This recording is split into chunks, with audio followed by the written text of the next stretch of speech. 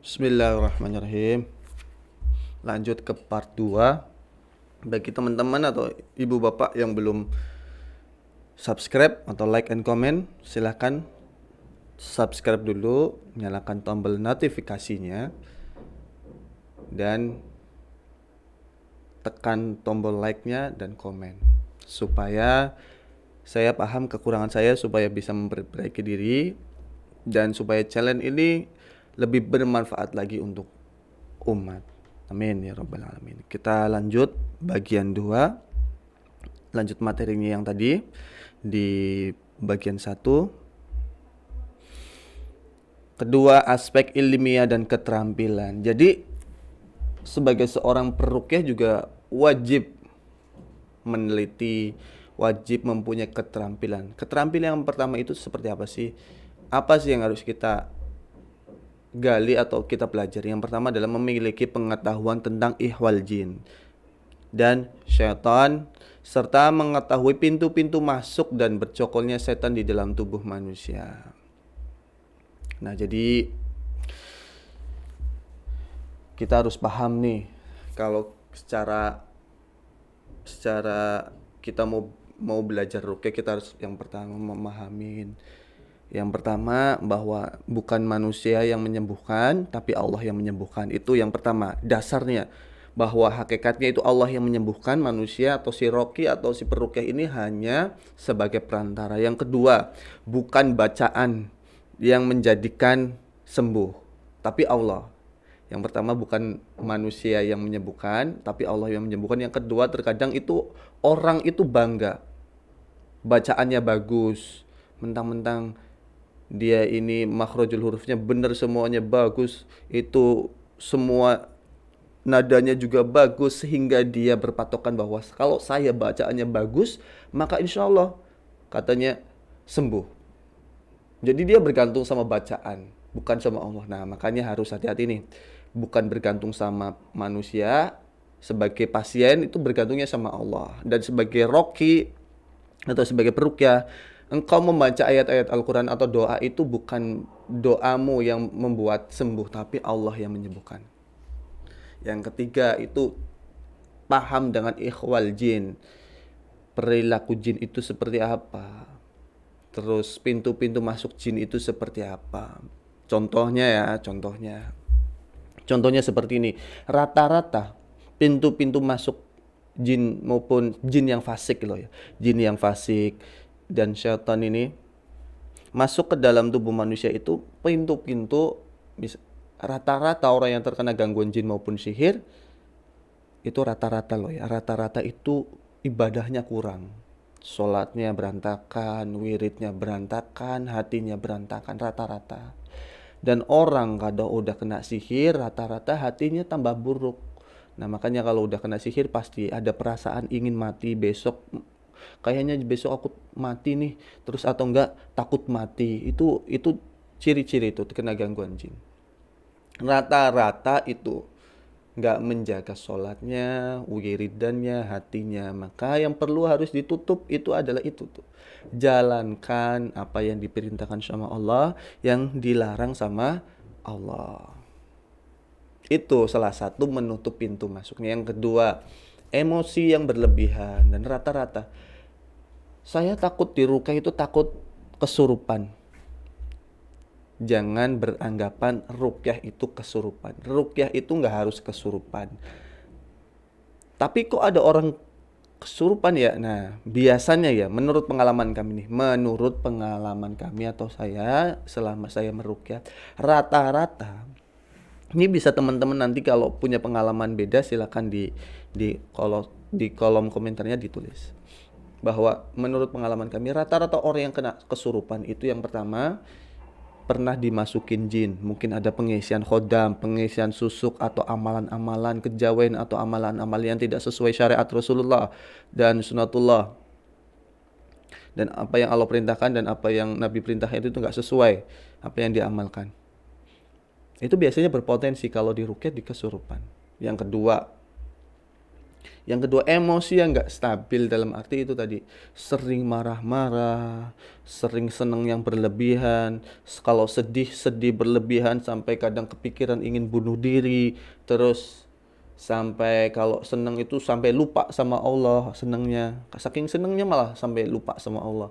Kalau dia apa namanya, dia suka menyendiri gitu, nggak suka dia kalau da- sama orang itu takut. Nah, itu biasanya ciri-ciri yang bisa kalau di rukyah kesurupan. Rata-rata itu perempuan, karena yang suka baperan itu perempuan gitu. Makanya yang harus dijaga itu mental, positive thinking. Jangan sedikit-sedikit itu harus dikaitkan dengan masalah goib. Kadang nah itu tadi, gara-gara kita berpikir ini santet, ini sihir, ini gangguan jin, maka kita pikirannya sama sihir sama santet, akhirnya apa? Mindset itu terbawa, akhirnya jin itu datang memasukinya. Jadi mindset harus dibersihkan.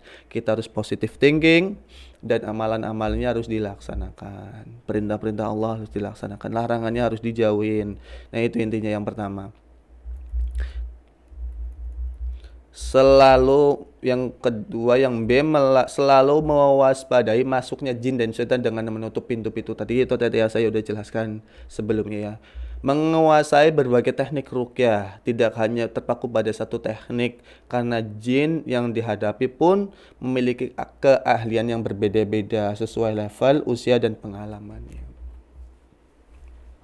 Teknik ini jangan terlalu dipikirkan, ini hanya tulisan, jangan terpaku sama teknik. Kadang ada orang ngerukyah itu tekniknya udah dibacakan ayat Al-Quran nggak reaksi, dikasih minum bidara, hanya itu aja. Itu ada beberapa reaksi, tapi kalau levelnya berbeda dan kasusnya berbeda kadang nggak ngefek. Maka perlu adanya teknik pendalaman materi, diagnosa yang detail, baru nanti dikombinasikan dengan teknik-teknik rukyah, baru ada yang baru reaksi. Nah, ini teknik rukyah ini gimana sih teknik rukyah? Nah, nanti akan dijelaskan teknik-teknik mengeluarkan gangguan jin seperti makhrajul huruf, gerakan sholat, memakai wewangian itu apa sih? Dan intinya nih, intinya ya. Intinya di sini saya katakan intinya dari teknik rukyah. Nah, saya udah mulai bahas nih ya. Kalau Bapak Ibu belajar rukyah, intinya itu kalau mau ngefek, kita baca Al-Quran ngefek, baca ayat-ayat Al-Quran ngefek, baca doa ngefek, itu intinya satu. Insya Allah. Saya pribadi, pengalaman saya pribadi ya. Barangkali ini bisa benar, bisa enggak, tapi boleh dipraktekkan dulu. Intinya kalau kita mau ngerukyah, mau ngefek, pertama-tama itu harus menempatkan Al-Quran di hati kita nih, di hati kita, di makom atau di tempat yang paling tinggi sebagai pedoman hidup kita, sebagai pedoman untuk kita kembali ke Allah, mengenal Allah. Terkadang kita ini lupa, kita baca Al-Quran, kita membaca ayat-ayat Al-Baqarah, tujuannya untuk apa? Untuk membentengi dari gangguan jin maupun sihir. Padahal membentengi gangguan jin maupun sihir itu benar, tapi nggak utama. Yang utama adalah baca Al-Quran, pelajari Al-Quran sebagai pedoman hidup kita. Makanya teman-teman perukyah yang di rumah atau yang sedang masih semangat-semangatnya merukyah, utamakan bahwa edukasi ke pasien atau ke marki bahwa Al-Quran itu pedoman hidup kita. Ayo kita bareng-bareng menghidupkan. Jangan cuma dibaca setahun sekali atau pas lagi 1 bulan sekali. Kalau bisa rutin, walaupun 1 ayat rutin. Mari bareng-bareng.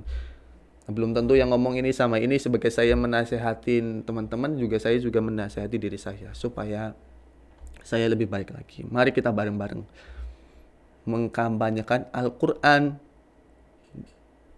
di hati kita. Adapun teknik rukyah, nah yang tadi itu rumus rukyah supaya ngefek itu deh, menempatkan Al-Quran itu di makom yang tertinggi di hati kita sebagai pedoman hidup kita. Yang kedua, teknik-teknik rukyah itu intinya apa? Intinya itu segala sesuatu yang bermanfaat bagi tubuh. Nah, ini saya ulangi lagi ya. Segala sesuatu yang bermanfaat bagi tubuh, jin itu takut atau setan itu takut. Karena sifat jin, sifat setan itu merusak. sifat jin dan sifat syaitan itu merusak. Sedangkan sesuatu yang bermanfaat untuk tubuh mereka nggak suka. Makanya terjadi gesekan atau kontradiktif. Yang satu bermanfaat, yang satu sifatnya menghancurkan. Maka akan timbul reaksi. Gitu. Contohnya misalkan meminum air bidara. Nanti bisa dijelaskan di bagian metode bidara herbal. Kayak bidara manfaatnya besar. Untuk orang yang lansia, orang yang sudah sepuh, kalau bisa bikin teh bidara setiap hari untuk melancarkan metabolisme. Itu bagus, manfaatnya besar. Mengandung antioksidan juga. Nah, karena manfaat yang besar, jin ini takut.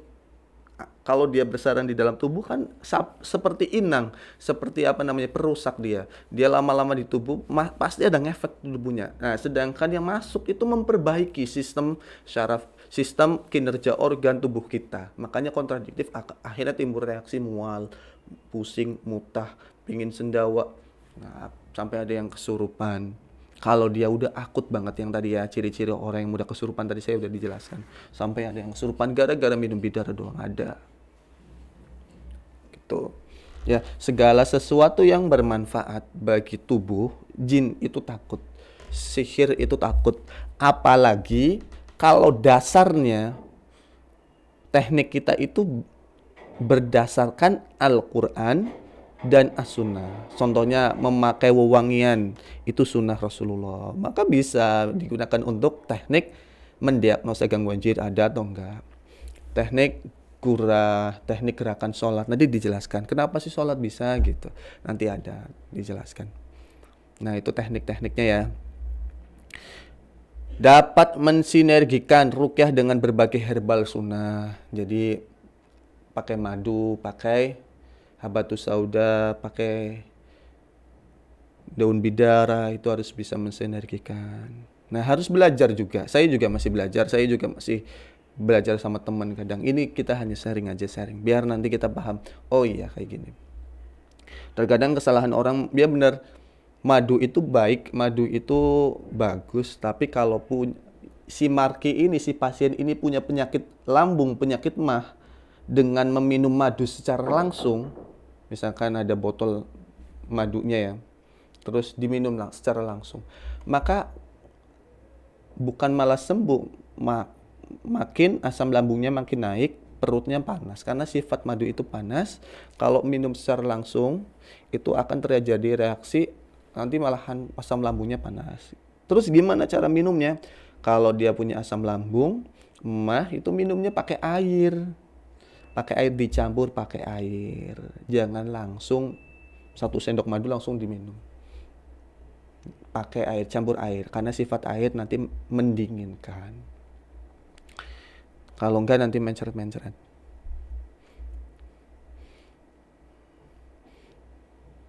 Dan memiliki banyak referensi terkait masalah ruqyah dan terus memperkaya diri dengan ilmu pengetahuan dan pengalaman. Makin banyak kita praktek, ketemu kasus yang berbeda, itu semakin kita paham. Nah, ruqyah juga dilarang menerawang. Di dalam ruqyah itu dilarang menerawang, bos. Dalam ruqyah itu dilarang menerawang, karena di dalam ruqyah itu dilarang menerawang. Terus gimana caranya kita mengetahui orang itu terkena gangguan jin maupun sihir? Nah, ada tahapan mendiagnosa gangguan jin maupun sihir. Nanti ada kita bahas. Nah, kalau kita sering praktek, maka kita nanti bakalan paham, terbiasa. Oh, kalau gejalanya seperti ini cuma masalah psikis, nggak perlu ibaratkan tuh, nggak perlu diruqyah pun bisa. Ini cuma mental aja, pola mindset, kita sugesti, kita nasihatin, insya Allah itu sembuh. Oh, ini ternyata ada sihir, berarti kita sugesti supaya harus kuat mentalnya dan kita ruqyah. Dan kalau dia ada efek di dalam tubuh, kita harus arahkan ke dokter yang tepat. Ini ibu konsultasi ke dokter. Nah, gitu.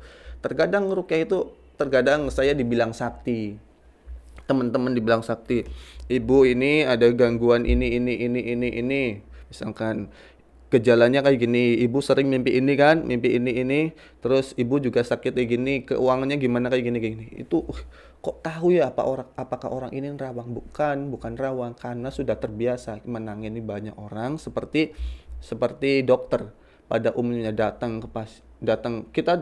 kita sakit datang ke dokter, dilihat sama dokter jalannya. Terus saat apa keluhannya? Sakit kepala, sakit perut. Oh, kamu terus tiba-tiba tanpa ngomong dia kasih ini obat. Jadi saya kena apa dok? Asam lambung doang. Lo kok tahu dok? Ya dia udah terbiasa. Nah makanya harus latihan terus, pengalaman, dibanyakin rukyah. Nanti insya Allah hatinya tertata, ilmunya bertambah. Kalau ikhlas nanti Allah tambahkan ilmunya, insya Allah. Yang ketiga, aspek niat dan tujuan. Nah ini, saat kita merukyah atau kita pergi rukyah, ikhlaskan hati. Nah ini saya bahas untuk perukyah dulu ya. Saat kita merukyah ikhlas itu utama, paling utama. Yang naik dari bumi ke langit itu hanya ikhlas. Yang turun dari langit ke bumi itu taufik. Maka kalau kita mau mengetuk pintu langit, meminta pertolongan sama Allah, ikhlaskan. Kalau ini insya Allah, kalau hati kita ikhlas menolong saudara kita, apapun rintangannya, apapun halangannya, walau badai membentang, menghalang, insya Allah kalau kita ikhlas, Allah ada bersama kita, gak ada apa-apanya, santuy.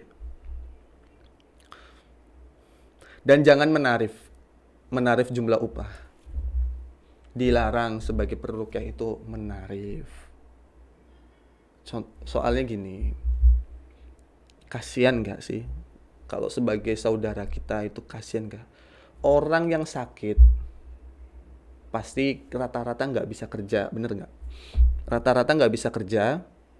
Terkadang misalkan kepala rumah tangganya yang sakit, gak bisa kerja, belum tentu setiap hari dia makan. Karena apa? Kepala keluarganya gak kerja. Kalau dia PNS, kalau dia punya perusahaan, mungkin bisa kerja tanpa dia bekerja. Tapi kalau dia orang biasa yang harus bekerja dulu, baru dia dapat duit, baru dia dapat uang, terus kita narif, kasihan gak? Makanya jangan biasakan menarif. Kalau bisa jangan menarif, ikhlas. Kalau bisa kita malah yang memberi, karena dia udah sakit masih ditaruh suruh bayar, kasihan. Sedangkan makan aja nggak ada. Nah, hidupkan hati yang kayak gitu ya. Jadi jangan menarif, ikhlas lebih utama. Insya Allah kalau kita ikhlas nolong, orang itu paham kok. Kalau kita ikhlas pasti nggak ada lah orang yang nggak paham. Kalau kita ikhlas pasti mereka juga terketuk hatinya ngasih, walaupun itu nggak seberapa, atau kadang nggak dikasih uang tapi kadang dikasih makanan. Jangan menarif, ikhlas saja. Terus mempelajari ilmu rukyah bukan untuk mengajar popularitas dan tujuan-tujuan duniawi, tetapi mempelajari ilmu rukyah untuk membentengi diri kita dan keluarga kita, serta menolong sesama.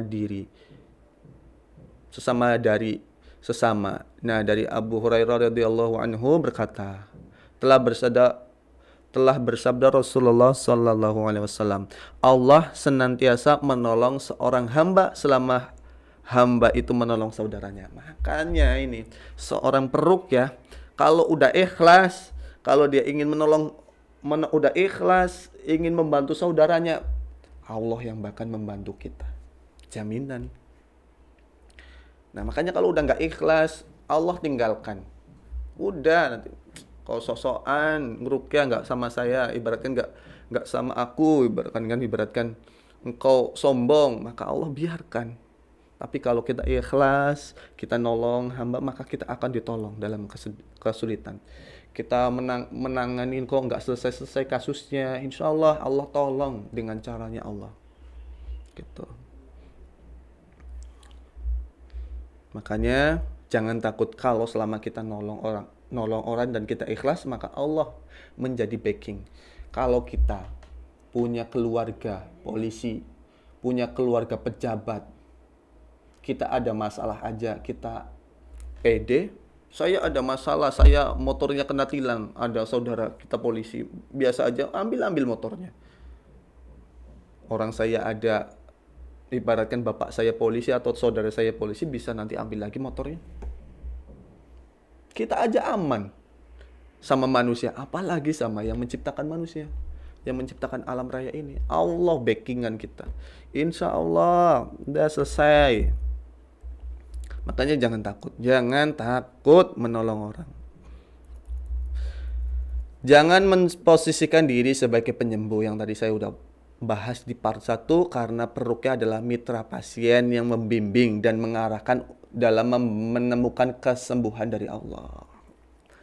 Kadang itu Allah itu memberikan penyakit itu karena Allah sayang, karena Allah itu ingin melihat orang yang sakit itu bertobat, lebih dekat dengan Allah. Maka yang perlu kita lakukan adalah membimbingnya supaya mengenal Allah. Tapi gimana kalau ada pasien yang pengennya sembuh tapi nggak pengen mengenal Allah? Terkadang memang ada pasien-pasien yang beberapa kali kami tanganin pengennya cuma sembuh tapi nggak mau mengambil hikmah dari sakitnya. Itu yang jadi PR kita. Bagaimana caranya kita itu meluruskan kembali gitu.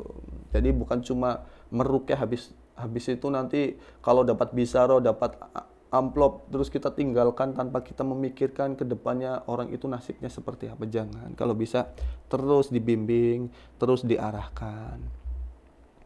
Menggantungkan segala urusan kepada Allah Ta'ala, Allah Subhanahu wa Ta'ala, karena bukan bacaan yang fasih yang membuat kesembuhan, tapi Allah lah yang menyembuhkan.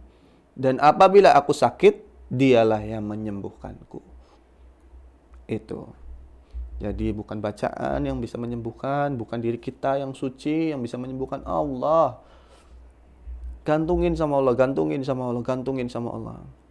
Kita ini punya apa sih?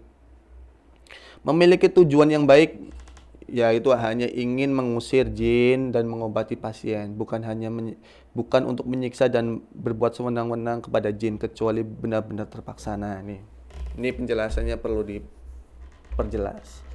Terkadang kalau kita sebagai peruqyah udah sakti nih, kelihatan sakti gitu ya, doa jinnya langsung orangnya kesurupan, kesakitan, ampun, malah ditambahin, udah minta ampun ditambahin doa supaya dia kesakitan, ditambahin udah ampun dibacain kullu nafsin dha'iqatul maut, setiap yang bernyawa pasti akan merasakan kematian. Ya, dia langsung kesakitan, tambah sakit.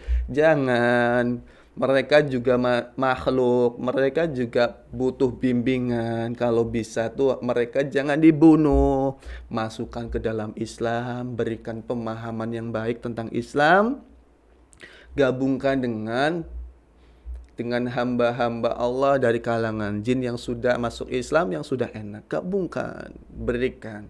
Jadi jangan dikit-dikit bunuh, dikasih api, sembur pakai api, teknik sembur api atau teknik laser, mati kau.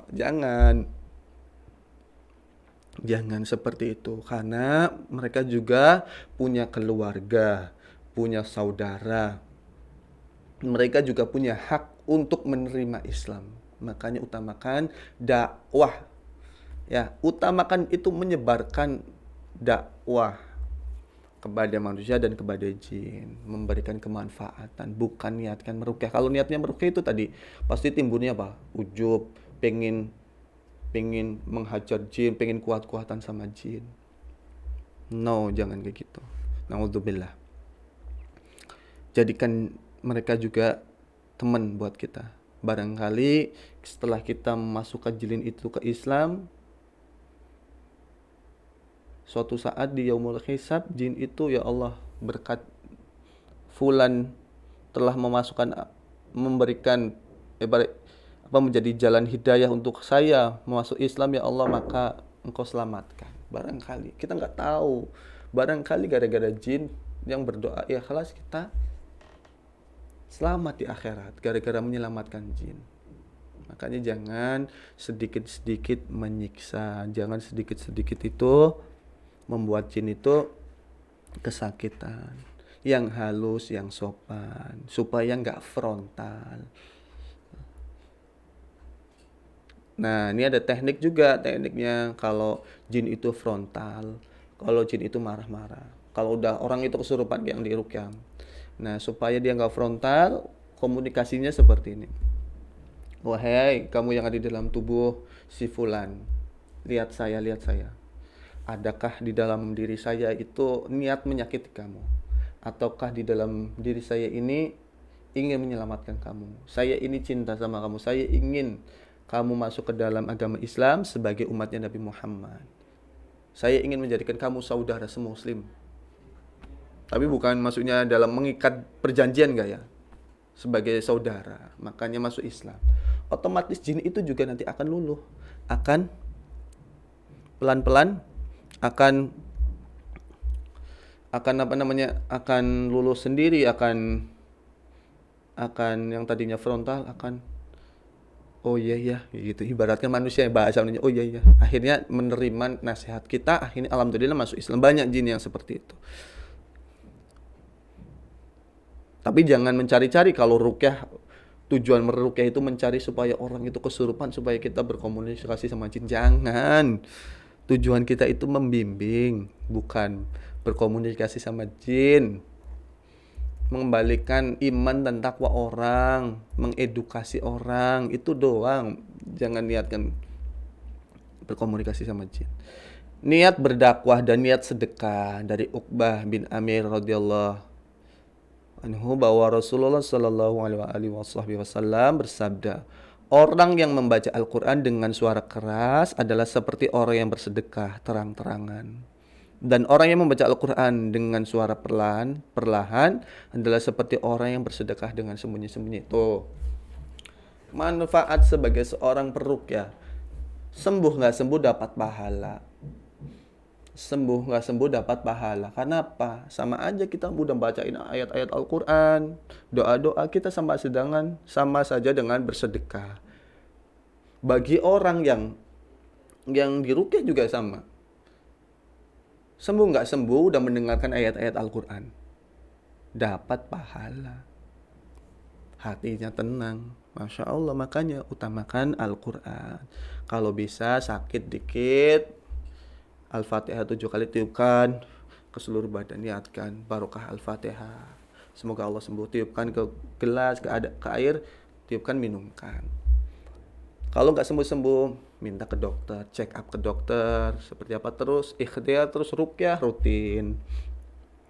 Gitu. Jika dari sisi peruqyah sudah memenuhi berbagai persyaratan di atas, maka bisa jadi faktor kegagalan ruqyah. Nah, ruqyah juga bisa gagal disebabkan karena kondisi pasien yang belum memenuhi persyaratan. Di antaranya bisa jadi ruqyah itu bisa gagal karena si peruqyahnya nggak ikhlas, ujub, banyak penyakit, terus masih memikirkan duniawi. Akhirnya apa? Nggak nggak selesai penanganannya. Yang kedua, faktor dari pasien yang tidak tulus dalam bertobat itu menjadi kendala. Makanya untuk seorang peruqyah yang pertama kali itu harus kita gali. Pertama itu, orang ini benar-benar nggak sih berobat dengan Al-Quran itu memang benar-benar memperbaiki diri nggak? Kalau ada indikasi, wah ini orang ini pengen sembuh doang tapi nggak pengen memperbaiki diri, maka jangan dulu ruqyah. Mending edukasi dulu lama-lama. Nggak apa-apa, terkadang saya itu edukasi ceramah, edukasi tentang ruqyah, pemahaman ruqyah, tentang hakikatnya berobat, terus baru ruqyah menjelaskan edukasinya 2 jam, 30 menit buat ruqyah. Alhamdulillah, orang setelah ruqyah merasa enakan, ada gangguan, bisa melakukan ruqyah sendiri di rumah. Kita terbantu. Pasien yang tidak tulus bertobat masih menyimpan jimat-jimat di rumahnya, membaca mantra-mantra tertentu atau masih mengamalkan wirid-wirid bid'ah atau wirid-wirid yang tidak sesuai sunnah. Gitu ya. Jadi terkadang kita ngerukyah nih, ada beberapa kasus yang kami tanganin sama teman-teman kami tanganin. Kita rukyah diagnosa udah, interview udah, tester menunjuk Al-Quran udah, semuanya diagnosa udah, metodenya udah, kita rukyah. Setelah tester itu ada gangguan, menurut ciri-cirinya ada indikasi, tapi nggak berpengaruh saat dirukyah, biasa-biasa aja, flat. Nah, perlu ditanyakan, apakah Bapak itu masih menyimpan jimat-jimat atau rumahnya dipagarin? Misalkan ada pemagaran telur atau ada pemagaran jimat-jimat yang lain, diisi besi kuning di pojok-pojok, terus diwiridkan sama dukun atau sama ini untuk pemagaran. Nah, itu ditanyakan. Itu biasanya ngaruh. Nah, setelah itu dicabut semuanya, jimat-jimatnya dikumpulin, baru nanti kita rukyah. Alurnya kalau bisa setelah interview, diagnosa, tanyakan masih ada jimat nggak. Kalau nggak ada jimat, itu kumpulin semua dulu baru dirukyah. Kalau masih ada jimat-jimat terus dirukyah, kadang nggak selesai, nggak tuntas. Yang kedua, pasien masih memiliki keyakinan yang mengarah pada kesyirikan dan bahkan masih betah dalam kesyirikan. Terkadang orang yang main-mainan khodam, masih suka dengan khodamnya, atau masih suka dengan jimatnya, atau masih suka dengan hal-hal goib. Jelas-jelas dia itu terkena gangguan, tapi dia nggak mau sembuh. Misalkan orang yang terkena gangguan itu seperti apa? Indigo. Bapaknya, rata-rata orang indigo itu adalah bukan keistimewaan, tapi karena penyakit. Bapaknya menyimpan-nyimpan jimat, akhirnya anaknya itu bisa indigo rata-rata gitu. Atau enggak bapaknya pernah masang susuk, pernah pasang khodam, pernah masang ilmu kanuragan, sehingga setelah meninggal jin-jin itu lari ke tempat anaknya dari lahir punya kemampuan indigo. Itu dari situ. Dan masih nggak mau. Wah, saya nggak mau lah kalau dirukyah, nanti saya nggak bisa lihat nggak bisa lihat jin lagi. Nah, itu wis angel. Kalau kayak gitu udah dikasih pemahaman yang baik, yang pelan-pelan dinasehatin dengan bahasa yang baik, bahasa yang sopan santun, diarahkan yang baik. Mudah-mudahan dapat hidayah dan bertobat. Kalau nggak bisa ya kita doakan, doakan untuk orang itu supaya bertobat, mintakan. Gimana juga dia kalau masih ada pikiran yang kayak gitu, dia juga masih saudara kita. Seandainya itu tertimpa pada diri kita atau keluarga kita dan kita nggak peduli, ada yang nggak peduli, kita mau jadi apa? Diri kita misalkan berbuat dosa, nggak ada yang menegur, nggak ada yang mendoakan, kita mau jadi apa? Nah, setidaknya kita pikirkan kayak gitu. Seandainya orang lain punya kasus kayak gitu, kalau kita acuh, gimana nasibnya? Kita mau menghadap ke Allah itu dengan muka yang seperti apa? Yang ketiga, pasien yang tidak yakin dengan pengaruh bacaan Al-Quran dapat menyembuhkan atau tidak istiqomah menapaki petunjuk Al-Quran. Nah, ini. Yang pertama, itu harus membuat orang itu yakin dengan Al-Quran. Kenapa diciptakan metode menunjuk Al-Quran atau menempelkan tangannya ke Al-Quran? Tujuannya itu apa? Sebagai bukti bahwa Al-Quran itu penyembuh. Al-Quran itu maha dahsyat, mempunyai kekuatan. Kenapa? Akhir-akhir zaman seperti ini, orang itu butuh bukti. Bener nggak? Terkadang orang itu butuh bukti bahwa Al-Quran sakti, Al-Quran bisa rukyah jin, itu takut. Buktinya mana? Orang itu kayak gitu. Makanya dibuatlah metode tester menunjuk Al-Quran atau meletakkan jari. Nih, misalkan ini Al-Quran ya, Al-Quran. Ini Al-Quran, mushaf Al-Quran. Bismillahirrahmanirrahim. Tempelin. Maka kalau orang itu ada gangguan jin maupun sihir, dengan niatkan melihat atau mendiagnosa gangguan jin maupun sihir, maka akan bergetar tangannya.